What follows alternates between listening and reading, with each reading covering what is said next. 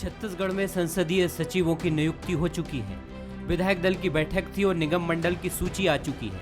काफी बैठकों के बाद कई बार दिल्ली दौरे के बाद ये सूची तैयार हुई है।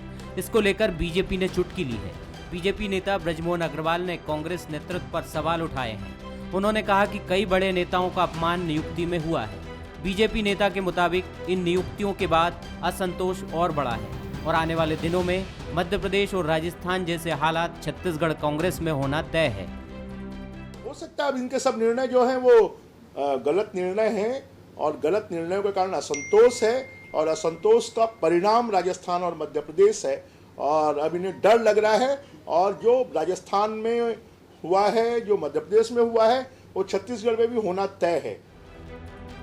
वहीं कांग्रेस ने इस पर पलटवार किया और बीजेपी को अपने 15 साल के शासन में चली खींचतान की याद दिलाई। कांग्रेस का कहना है कि बीजेपी देश भर में लोकतंत्र की हत्या कर रही है, मुद्दा विहीन हो चुकी है, इसलिए उसके नेता अनर्गल आरोप लगा रहे हैं। देखिए, भारतीय जनता पार्टी मुद्दा विहीन हो चुकी है। मुख्यमंत्री भूपेश बघेल की सरकार 18 महीने में जो काम की है, देश की पहली सरकार है जो आदिवासियों की ज़मीन लौटाती है, किसानों को 25 रुपये धान की कीमत देती है, देश की पहली सरकार है। तो कहीं ना कहीं भारतीय जनता पार्टी के पास मुद्दा नहीं है। जनता भारतीय जनता पार्टी को पहले नकार चुकी है। अब भाजपा के कार्यकर्ता और भाजपा के जो वरिष्ठ नेता ही है, भाजपा के संगठन के वरिष्ठ नेताओं को नकार रहे हैं। इससे भारतीय जनता पार्टी और भारतीय जनता पार्टी के नेता भयभीत हैं और खोते जनाधार को बचाने के लिए इस प्रकार के बयानबाजी का सिर्फ मीडिया में बना रहना चाहते हैं। उधर छत्तीसगढ़ दौरे पर पहुंचे मध्य प्रदेश के पूर्व मुख्यमंत्री दिग्विजय सिंह ने भी बीजेपी की रीति नीति पर निशाना साधा। यानी कि इतना पैसा आ गया है भाजपा और बृजमोहन जी के पास कि वो जिस तरह से नीलामी होती है, नीलामी करने बैठे हैं क्या? कांग्रेस में सूची को लेकर थोड़ी देरी क्या हुई, बीजेपी ने इसे कांग्रेस में असंतोष बताकर खूब चुटकी ली। बीच में कुछ नेताओं के ट्वीट्स और बयान को भी सरकार में असंतोष के तौर पर देखा गया। अब एमपी के बाद राजस्थान में जो घटनाक्रम है, उसने बीजेपी नेताओं को कांग्रेस पर तंज कसने का एक बार फिर मौका दे दिया है। बहरहाल छत्तीसगढ़ में जो प्रचंड बहुमत है, वो कांग्रेस को कॉन्फिडेंस देता है। छत्तीसगढ़ में एमपी और राजस्थान जैसे हालात नहीं बनेंगे। स्वागत है आपका, मैं हूं अभिषेक शुक्ल। इस वक्त देश भर के जो सियासी हालात, खासकर राजस्थान के जो सुर्खियां बटोर रहे हैं, उसकी आज दूसरे कई प्रदेशों में भी आ रही है, आज नहीं भी आ रही है, तो उसको लेकर बयानबाजी और तंज का दौर जरूर चल रहा है। छत्तीसगढ़ में भी निश्चित तौर पर कांग्रेस की सरकार है और भाजपा लगातार असंतोष का राग अलाप रही है, आरोप लगाती रही है, चुटकियां लेती रही है सरकार पर, कांग्रेस पर अंतरकलह को लेकर, असंतोष को लेकर। तो राजस्थान का जिक्र करते हुए छत्तीसगढ़ में एक बार फिर से बीजेपी को मौका मिला संतोष का राग अलापने का और तंज कसने का कि राजस्थान और मध्य प्रदेश के बाद छत्तीसगढ़ की बारी है। हालांकि कांग्रेस ने इसे खारिज किया और कहा कि ये सिर्फ अनर्गल बयानबाजी है, सुर्खियों में रहने का तरीका है। तो जमीनी हकीकत अगर बात करें तो प्रचंड बहुमत से छत्तीसगढ़ की सरकार आई है। मध्य प्रदेश और राजस्थान से आंकड़ों के लिहाज से तुलना करना बिल्कुल गलत होगा, क्योंकि जो बहुमत छत्तीसगढ़ में कांग्रेस को मिला है, दूर दूर तक मध्य प्रदेश और राजस्थान में वैसा कुछ भी नहीं था।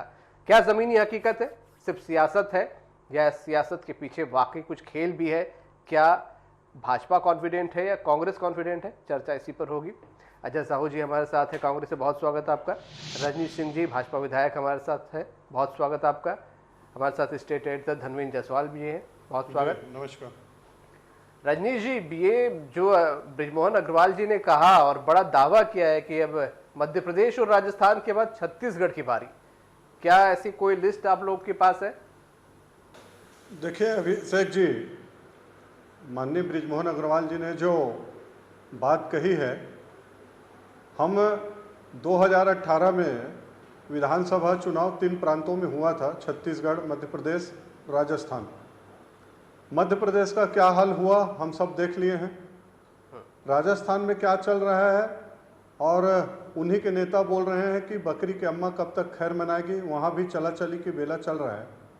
अब रही बात छत्तीसगढ़ की, छत्तीसगढ़ में अभी विधानसभा सत्र चल रहा था, धर्मेंद्र जी जाते हैं विधानसभा के सत्र में, वहाँ एक बहुत ही जवाबदार नेता, अभी बड़े मंत्री हैं, उन्होंने बात कही थी सभा कक्ष में, विधानसभा के अंदर नहीं, सभा कक्ष में कही थी कि विधायकों के लिए बड़ा सेटबैक है, न विधायकों को निगम मंडल दिया जा रहा है और न सभी संसदीय सचिव की नियुक्ति होने वाली है। लेकिन 2-3 दिन से राजस्थान की घटनाक्रम ऐसा हुआ तो छत्तीसगढ़ में जो दहशत मचा कांग्रेस पार्टी में, कल 15 संसदीय सचिवों की नियुक्ति हुई विधायकों की, और आज 6 का विभिन्न आयोगों में हुआ है, और अभी और बहुत सारे नाम आना बाकी है। तो 15/6/21 और 13 पहले से 34 लोग अभी आ चुके हैं, और अभी बताया जा रहा है कि संसदीय सचिवों की और नियुक्ति होगी, निगम मंडलों में होगी। मतलब हमारे 69 जो विधायक साथी हैं वो सब सरकार के अंग रहेंगे। मैं उनको बधाई देता हूं, और निश्चित रूप से ये बता रही है कि छत्तीसगढ़ में घबराहट मची हुई है।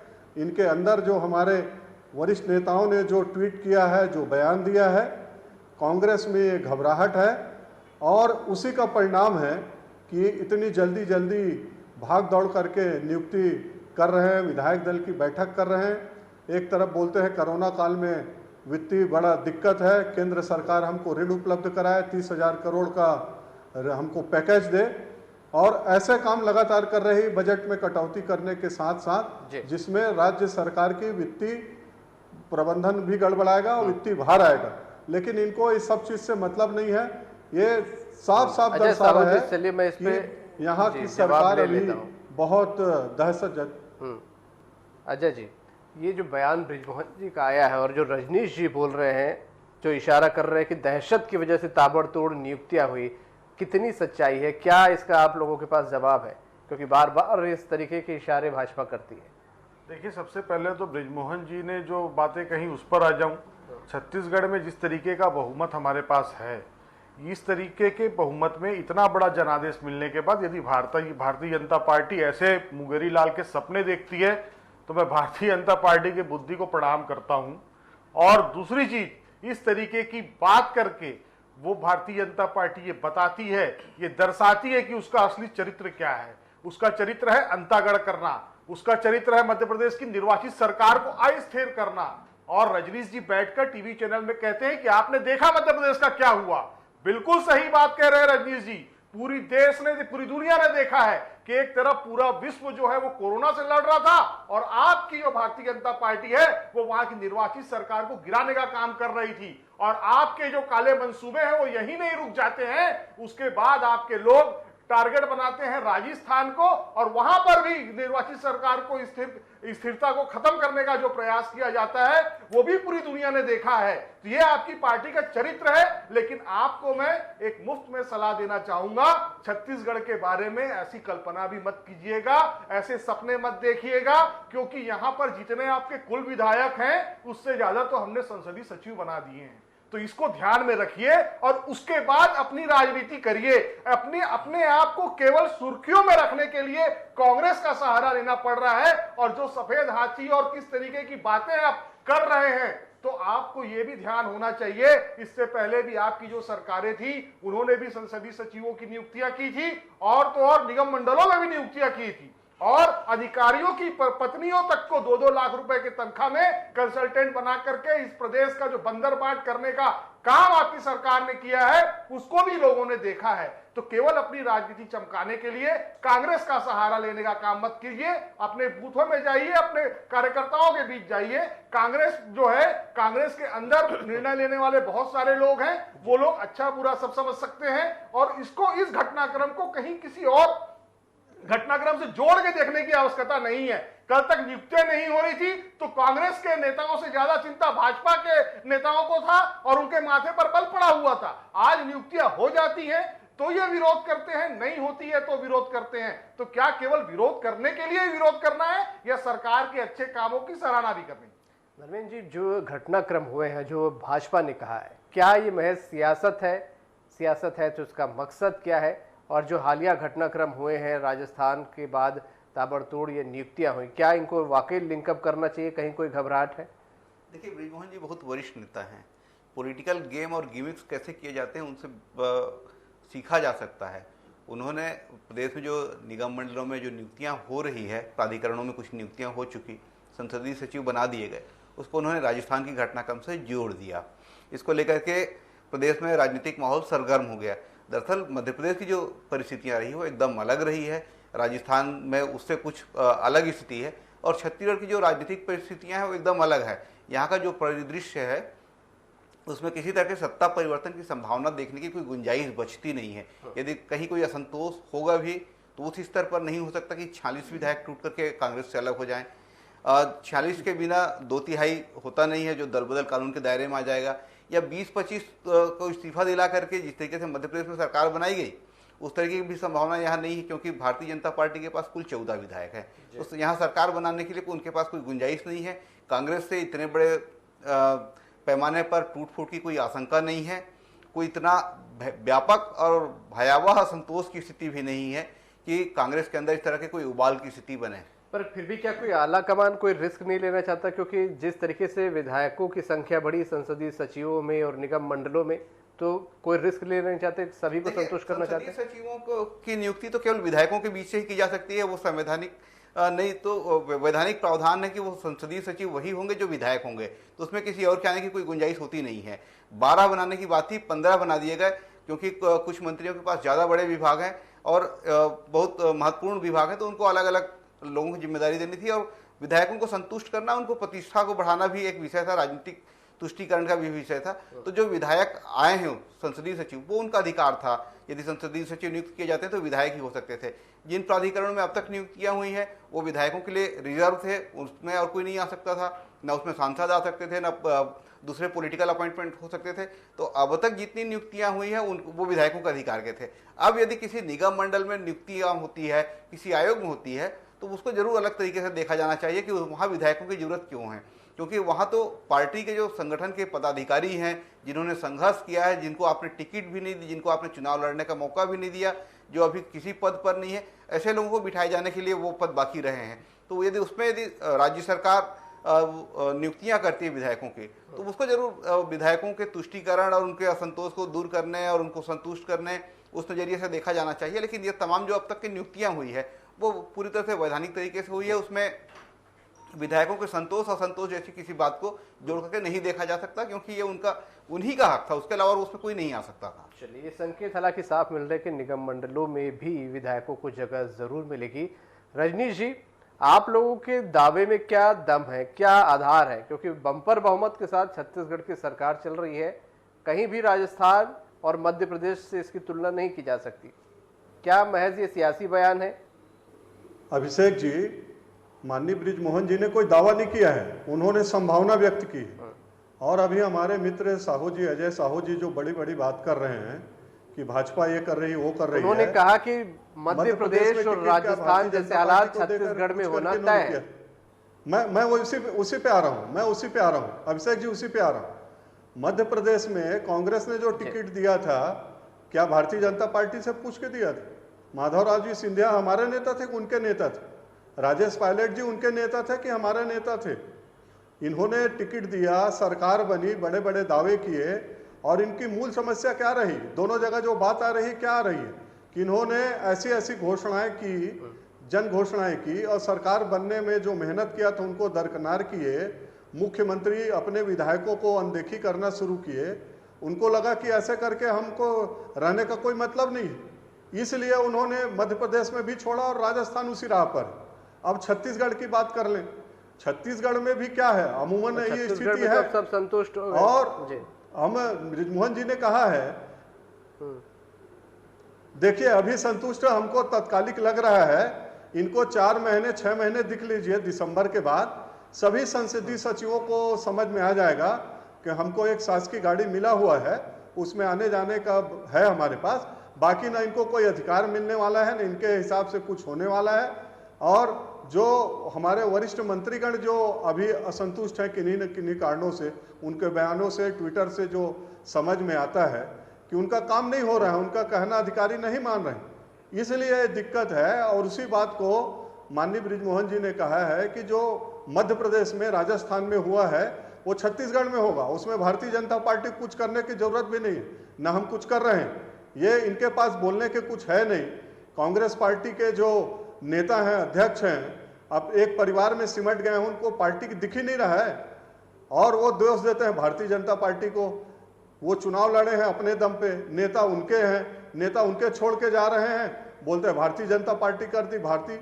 आप ऐसे करते रहिए, कुछ सालों बाद भारतीय जनता पार्टी में सब समा जाएंगे। अभी तो 2-3 राज्य बचा है, 2-3 राज्य भी नहीं रहने वाला है। अभी पंजाब है, छत्तीसगढ़ है, राजस्थान पता नहीं कब तक है। हम बात कर रहे हैं, बात करते करते 2 दिन 3 दिन में कब चली जाए। तो ये इस बात को माननीय बृजमोहन जी ने संभावना व्यक्त किया है कि छत्तीसगढ़ में भी उसी प्रकार की स्थिति है और वो स्थिति है। आप भी इसको करीब से देखते हैं, मूल्यांकन करते हैं, समझते हैं, बातचीत करते हैं। आप इनके नेताओं से बात करिए, संगठन के हो चाहे विधायक हो, वो सब इस बात को बोलते हैं। बंद कमरे में सब इस बात को बोलते हैं कि हमारा यहाँ पर जो एक हम जन घोषणा पत्र के आधार पर काम करना चाह रहे थे वो काम नहीं हुए हैं, नहीं हो रहे हैं और इसलिए कार्यकर्ताओं से लेकर सभी में आक्रोश है। कांग्रेस पार्टी में इस बात को उनको स्वीकार करना चाहिए, नहीं तो कब खसक जाएगी धरती, चिल्लाते रह जाएंगे, भाजपा की उम्मीदें टिकी हैं। उस बात को माननीय बृजमोहन जी ने अभिषेक जी जिस जन घोषणा पत्र को लेकर ये असंतुष्टता से बातों को जोड़ रहे हैं, मैं ये बता दूं 36 में से 22 घोषणाएं हमने 1.5 साल में ही पूरी कर दी हैं और बाकी की जो घोषणा है वो भी पूरी कर दी जाएगी। इसमें कहीं कोई मीन मेट वाली बात नहीं है, ना नुकुर वाली बात नहीं है। ये तो अजय जी एक बार गिन के बता दीजिए, बार बार इस तरीके की प्रोपोगंडा करती है अजय राजनीति जी, अजय जी एक प्रश्न, अजय जी एक भारतीय जनता पार्टी का वजूद क्या है? अजय जी एक प्रश्न, जानते जन घोषणा पत्र के पहले नंबर पर क्या लिखा है कि पार्टी में ओथ समाप्त हो अजय गया जी, है। शायद अजय जी जन घोषणा पत्र के पेज नंबर 1 में क्या घोषणा है? आपने 22 घोषणा पूरा कर दिया है, 1 नंबर में क्या घोषणा है? जनता पार्टी का कुछ होगा।